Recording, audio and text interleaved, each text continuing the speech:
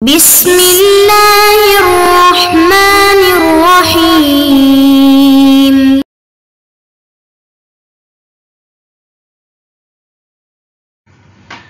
اعوذ باللہ من الشیطان الرجیم بسم اللہ الرحمن الرحیم عزیز طلباء کرام السلام علیکم ورحمۃ اللہ وبرکاتہ۔ امید ہے آپ سب خیر و عافیت سے ہوں گے۔ جواہر البلاغہ حصہ دوم سبق نمبر 12۔ جیسا کہ آپ عزیزان جانتے ہیں، وجہ و شبہ کے اعتبار سے تشبیہ کی 3 قسمیں ہیں۔ ان میں سے 2 قسمیں ہم تفصیل سے پڑھ چکے ہیں۔ آج ہم وجہ و شبہ کے اعتبار سے تشبیہ کی جو تیسری تقسیم بندی ہے وہ پڑھیں گے۔ وجہ و شبہ کے اعتبار سے تشبیہ کی جو تیسری تقسیم بندی ہے وہ تشبیہ قریب مبتذل اور تشبیہ بعید غریب ہے۔ تشبیہ قریب مبتذل یعنی وجہ و شبہ اگر ایسی ہو کہ ہر بندے کو فوراً سمجھ میں آنے والی ہو تو اس کو تشبیہ قریب مبتذل کہتے ہیں۔ ایک ایسی وجہ و شبہ ہو کہ ہر بندے کو فوراً سمجھ میں آنے والی ہو، مثلا جب بھی آپ کہتے ہیں کہ زید کالاسد ہے، زید شیر کی طرح ہے، تو ہر بندے کو بات سمجھ میں آ جاتی ہے کہ یہاں پر یہ بندہ کیا کہنا چاہ رہا ہے۔ یہاں پر جو وجہ و شبہ ہے وہ شجاعت ہے۔ یا اسی طرح مثلا ایک اور مثال دیتے ہیں، اگر معاشرے میں کوئی بھی کہتا ہے کہ خدہ کالورد تو فوراً سمجھ میں آ جاتا ہے کہ یہاں پر وجہ و شبہ کیا ہے۔ تشبیہ بعید غریب، تشبیہ بعید غریب یعنی وجہ و شبہ اگر ایسی ہو کہ ہر بندے کو فوراً سمجھ میں نہ آئے بلکہ اس کو سمجھنے کے لیے تھوڑی سی غور و فکر کی ضرورت ہوتی ہے، کیونکہ دقیق نکتہ ہوتا ہے جو غور و فکر سے ہی سمجھ میں آ جاتا ہے۔ اس کا مطلب یہ نہیں ہے کہ آپ کو وہاں پر وجہ و شبہ سمجھنے کے لیے کوئی مطالعے کی ضرورت کرنی پڑتی ہے، آپ کو لائبریری جانا پڑتا ہے، نہیں، اتنا زیادہ غور و فکر کی بھی ضرورت نہیں ہوتی، لیکن یہ ہے کہ فوراً وہ جو بات یعنی جو وجہ و شبہ ہے جو متکلم سمجھانا چاہتا ہے وہ فوراً بھی سمجھ میں نہیں آتی، تھوڑا سا آپ کو دقت کرنا ہوگا، تھوڑے سے غور و فکر کے بعد آپ کو سمجھ میں آ جائے گا کہ یہاں پر جو مثلا متکلم ہے وہ کہنا کیا چاہتا ہے۔ مثلا ایک مثال دیتے ہیں، حالی کا ایک مسدس ہے جس کا ایک بند یہ بھی ہے، غالباً رسول خدا صلی اللہ علیہ وآلہ وسلم سے متعلق ہیں، وہ بجلی کا کڑکا تھا یا صوت ہادی، عرب کی زمین جس نے ساری ہلا دی۔ اب یہاں پر آپ دیکھیں وہ بجلی کا کڑکا تھا یا صوت ہادی، وہ کیا تھا، مطلب اس کی تشبیہ دی ہے بجلی کے کڑکے یا صوت ہادی سے کہ وہ کیا تھا، بجلی کے کڑکے کی طرح تھا یا صوت یعنی ہادی کی آواز کی طرح تھا، کیا تھا کیا نہیں تھا۔ اب یہاں پر جو وجہ و شبہ ہے وہ سمجھ میں تو آ جاتا ہے لیکن تھوڑے سے غور و فکر کرنے کے بعد فوراً سمجھ میں نہیں آتا۔ خود شاعر نے بھی اس انداز سے بیان کیا ہے کہ وہ جو چیز تھی یعنی وہ جو رسول خدا صلی اللہ علیہ وآلہ وسلم نے جو صدا بلند کی یعنی اس کو اس انداز سے پیش کیا ہے کہ وہ فوراً شاعر کہہ رہا ہے کہ وہ فوراً سمجھ میں لوگوں کو نہیں آئی کہ یہ ہے کیا، لیکن ہاں جب ہم تھوڑا سا غور و فکر کرتے ہیں تو ہمیں معلوم ہو جاتا ہے کہ شاعر کیا کہنا چاہتا ہے، کہ شاعر کیوں اس کی تشبیہ بجلی کے کڑکے یا صوت ہادی سے دے رہے ہیں۔ البتہ خود بھی کلام کو مجمل کر دیتے ہیں، وہ بجلی کا کڑکا تھا یا صوت ہادی، یعنی اہمیت کے پیش نظر۔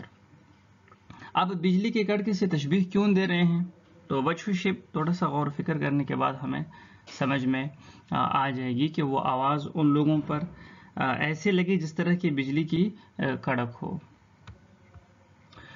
یہاں پر ایک اور نقطہ بیان کرتے ہیں کہ کبھی ایسا بھی ہوتا ہے کہ ایک تشبیہ قریبی مبتذل ہوتا ہے بذات خود، لیکن متکلم اس کے ساتھ کوئی ایسا قید یا شرط کچھ لگا دیتا ہے یا مثلا ایک ہی چیز کو بیک وقت کئی چیزوں سے تشبیہ دیتا ہے کہ جس کی وجہ سے وہ تشبیہ بعید غریب بن جاتا ہے. خود مثلا آپ اس شعر میں دیکھیں نا، ایک ہی چیز کے لیے کئی مشبہ بہ لے کر آئے ہیں. وہ بجلی کا کڑکا تھا یا صوت ہادی. تو بذات خود اس کی وجہ سے خود جو تشبیہ ہے وہ یعنی بعید غریب کی طرف چلی جاتی ہے. جب آپ ایک چیز کی مثلا 2-3 چیزوں سے تشبیہ دیتے ہیں بیک وقت، تو وہ چیز بذات خود جو ہے یعنی وہاں پر جو وجہ شبہ ہے وہ بعید غریب بن ہی جاتی ہے.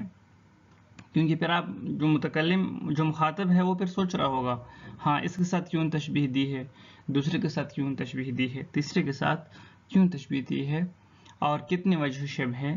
دونوں یہ 2-3 جو تشبیہیں دی ہے ایک ہی وجہ شبہ کی خاطر دی ہیں کہ یہاں پر ایک ہی وجہ شبہ متکلم سمجھانا چاہتا ہے یا کئی وجہ شبہ سمجھانا چاہتا ہے. لہٰذا اس وجہ سے بھی پھر وہ تشبیہ قریب مبتذل تشبیہ بعید غریب میں تبدیل ہو جاتی ہیں. عبارت کی طرف آتے ہیں، کوئی مشکل نہیں ہے.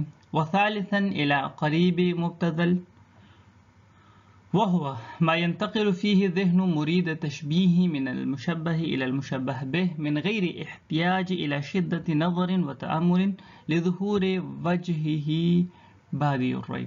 فرماتے ہیں کہ ایک ہمارے پاس تشبیہ کی جو قسم ہے وجہ شبہ کے اعتبار سے وہ ہے تشبیہ قریب مبتذل. تشبیہ قریب مبتذل کا مطلب یہ ہے کہ جب جو سامع ہے اس کا ذہن فوراً وجہ شبہ کی طرف منتقل ہو جائے، وہ سمجھ جائے کہ یہاں پر ایک چیز کی جو دوسری چیز سے تشبیہ دی ہے یہ کیوں دی ہے، اس کے لیے کسی غور و فکر کی ضرورت نہ ہو، بالکل وجہ شبہ بالکل واضح ہو. وَذَلِكَ لِكَوْنِ وَجْهِهِ لَا تَفْصِيلَ فِيهِ، اور یہ یعنی اس میں کوئی تفصیل نہیں ہوتا، یہ اس وجہ سے یعنی فوراً اس کا ذہن منتقل ہو گیا کہ اس میں کوئی تفصیل ہوتا نہیں ہے، وجہ شبہ فوراً سمجھ میں آنے والی ہوتی ہے، وہ آسان ہوتا ہے، بالعموم استعمال کیا جاتا ہے. کا تشبیہ الخد بالورد مثلا فی الحمرۃ، مثلا رخسار کی تشبیہ دی جاتی ہے پھول کے ساتھ. کیوں دی جاتی ہے؟ اب یہ چیز بالکل عام ہے، معاشرے میں دی جاتی ہے. کیوں دی جاتی ہے؟ سرخی میں.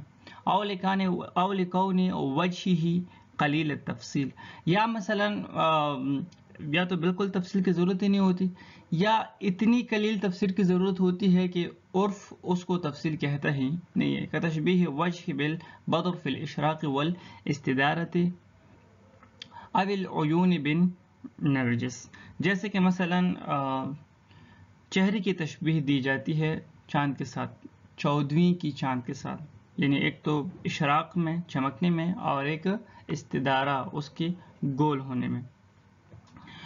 اور اسی طرح مثلا آنکھوں کی تشبیہ دی جاتی ہے نرجس کے پھول کے ساتھ، کیونکہ نرجس پھول کی جو پتیاں ہیں وہ تقریباً آنکھوں سے ملتی جلتی ہیں. لہٰذا اب یہاں پر ہو سکتا ہے تھوڑی بہت تفصیل کی ضرورت ہو، لیکن عرف اس کو تفصیل کہتا ہی نہیں ہے. دوسرا ہے بعید غریب.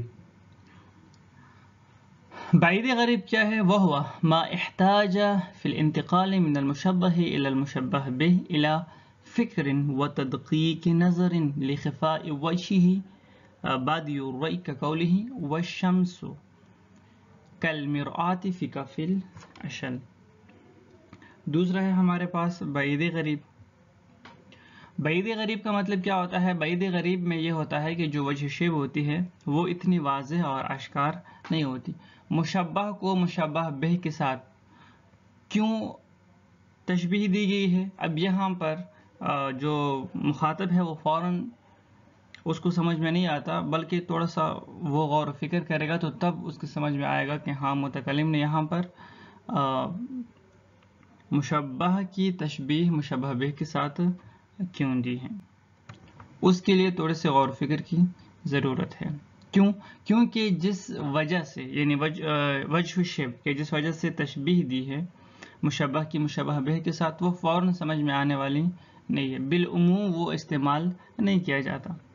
مثلا الشمس کالمرآۃ فی کف العشل، سورج آئینے کی طرح ہے کہ جو مفلوج کے ہاتھ میں ہو.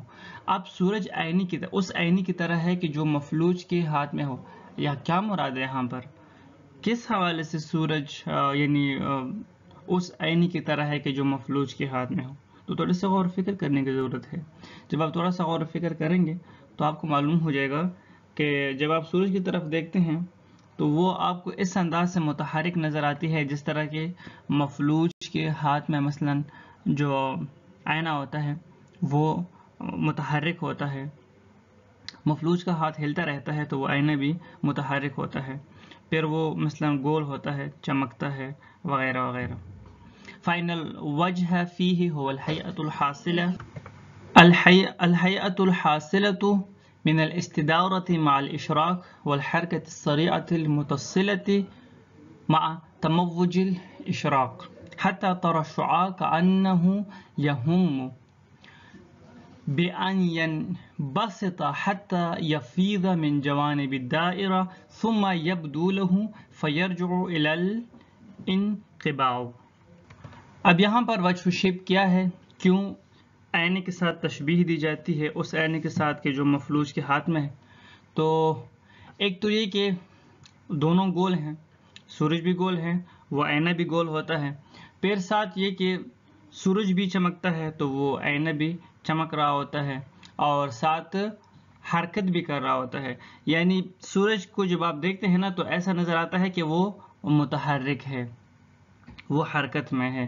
تو جو مفلوج کے ہاتھ میں اگر آپ آئینہ دیں تو وہ بھی متحرک ہوتا ہے اور وہ کبھی رکتا نہیں ہے کیونکہ اس کا جو ہاتھ ہے وہ ہلتا رہتا ہے. اور یہ جو حرکت ہے یہ متصل ہوتی ہے، یعنی کبھی اس میں بندش نہیں ہوتی. اور ساتھ یہ کہ بعد دیگر لمحہ بلمحہ جو ہے وہ چمکتا بھی رہتا ہے.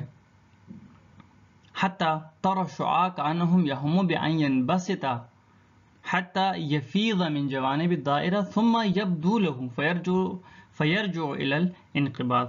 یعنی اس کے اوپر سے پھر جو شعاع ہوتی ہے ایسے آپ کو نظر آتا ہے کہ وہ جو شعاعیں ہیں وہ سورج کے اوپر سے غالب آ رہی ہیں. یعنی شعاعیں جو ہے سورج کے اوپر سے آپ یہ کہیں کہ ایک دائرہ جو ہے بنا رہی ہے. لیکن جب آپ تھوڑا سا غور و فکر کریں گے آپ کو پتہ چلے گا کہ نہیں، ایسی کوئی چیز نہیں ہے. سورج کے اوپر سے شعاعیں دائرہ نہیں بنا رہی بلکہ شعاعیں ہماری طرف آ رہی ہیں لیکن ہمیں ایسا لگتا ہے. تو وہ جو شل کے ہاتھ میں آئینہ ہوتا ہے وہ بھی ہمیں ایسا ہی نظر آتا ہے جس طرح کے سورج، یعنی سورج جو ہے وہ اسی طرح نظر آتا ہے جس طرح کے ایک مفلوج کے ہاتھ میں آئینہ. شمس کی شباہت دی ہے اس آئینے کے ساتھ کہ جو مفلوج کے ہاتھ میں ہو. وقد يتصرف في القریب بما يخرجه عن ابتذاله الى الغرابة. کبھی کبھار جو تشبیہ قریب مبتذل ہوتا ہے اس میں تصرف کیا جاتا ہے اور اس کو بعید غریب میں تبدیل کیا جاتا ہے. وہ کیسے؟ وہ اس کے کئی طریقے ہیں. پہلے تو ایک مثال دیتے ہیں پھر وضاحت کرتے ہیں کہ کبھی اس کے ساتھ کوئی قید لگائی جاتی ہے، کبھی کوئی شرط لگائی جاتی ہے، وغیرہ وغیرہ.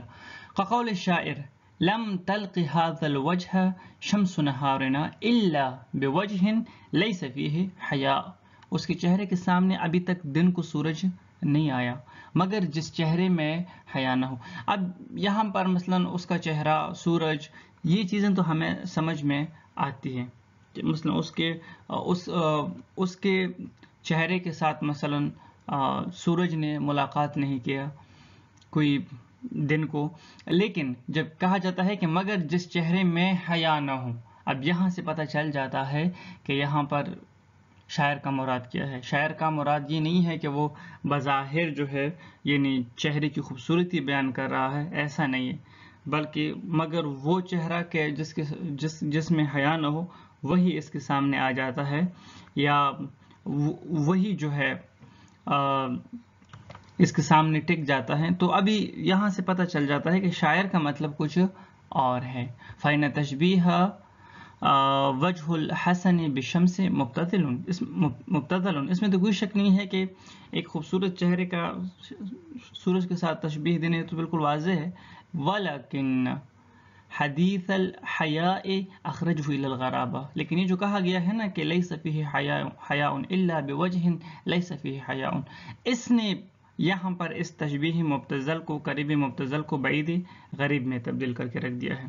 مگر یہ وہ چہرہ کہ جس میں حیا نہ ہو۔ یہاں سے پتہ چل جاتا ہے کہ شاعر کا مقصد ظاہری چہرہ یا شمس مراد نہیں ہے، شاعر کچھ اور بیان کرنا چاہتا ہے۔ شاعر یہی بیان کرنا چاہتا ہے کہ مثلا یہ جو شخصیت ہے یہ بہت ہی بردبار شخصیت ہے، اس کے سامنے کوئی آتا نہیں ہے، آتا بھی ہے تو نظریں جھکاتا ہے، یا اس طرح کوئی مطلب بیان کرنا چاہتا ہے۔ وقد يخرج تشبیہ من الابتذال الى الغرابة بالجمع بین عدة تشبیہات۔ کبھی کبھار ایسا ہوتا ہے کہ یعنی کبھی کبھار تو کوئی قید لگائی جاتی ہے جس کی وجہ سے تشبیہ جو ہے، تشبیہ قریب مبتذل غریب بعید میں تبدیل ہو جاتا ہے، اور کبھی کبھار بالجمع بین عدة تشبیہات، یعنی کئی تشبیہات کو جمع کیا جاتا ہے، ایک ہی مشبہ کو کئی مشبہ کے ساتھ تشبیہ دی جاتی ہے جس کی وجہ سے وہ پھر بعید غریب بن جاتا ہے۔ قول الشاعر، جس طرح کے شاعر کا شعر ہے، انت کاللیث فی الشجاعۃ والاقدام والسیف فی قراء الخطوب، تم شجاعت، حملہ آور ہونے میں شیر، اور سختیوں میں اس تلوار کی طرح جس سے سختیوں میں چلایا جاتا ہے۔ اب یہاں پر انت کاللیث فی الشجاعۃ تو بالکل واضح ہے، والاقدام بھی ساتھ کہا گیا ہے، والسیف فی قراء الخطوب، یہ دونوں چیزیں واضح ہے، اس میں کچھ شک نہیں ہے۔ لیکن انت کالسیف، اب انت کاللیث تو واضح ہے، لیکن انت کالسیف یہ واضح نہیں ہے، صحیح ہے؟